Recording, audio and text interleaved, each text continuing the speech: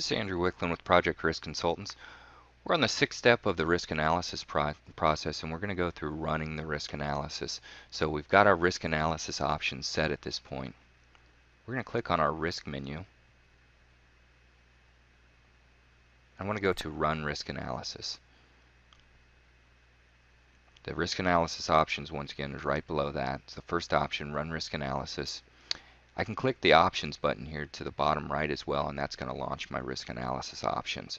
We already went through that in a separate module, so what we're going to do now is just go through and run the analysis.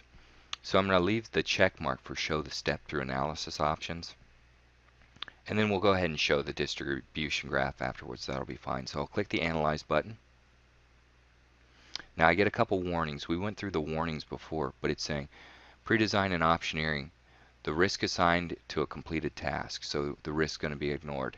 It's still going to run the analysis. It's just saying it's a completed task. We can't put risk on it. So you can click by and say OK. So the step button is going to do one simulation. So when we say iterations, that's the number of simulations it's going to run. So I'm going to run one simulation. And you can see iteration 1 of 1000. Now I've got this contract delay hit at 37 days. It's doing a full simulation of this network, taking all those random values in.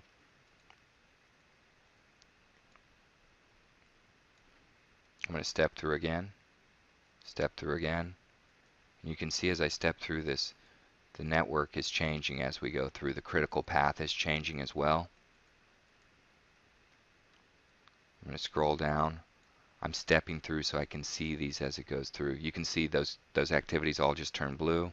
I ran it again. Critical path switch. Some of these turned red. If I click go, instead of doing one simulation,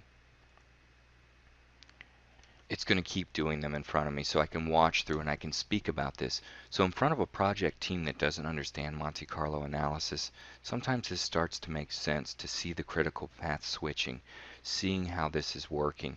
And it snaps to people, oh, we're just scheduling, we're just doing it over thousands of times. You're doing this so you can see a trend develop. So now the step does one iteration. Go keeps doing them until you pause it. I can place a filter on now. Say for example, I can select an activity and I can filter for its successors only or its predecessors only.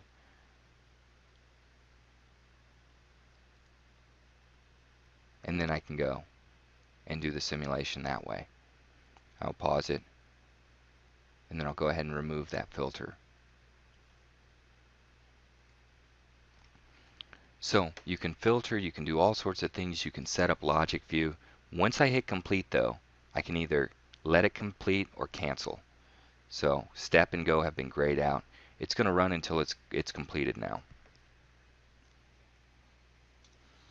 So this is a really great tool, especially for someone who doesn't understand Monte Carlo analysis.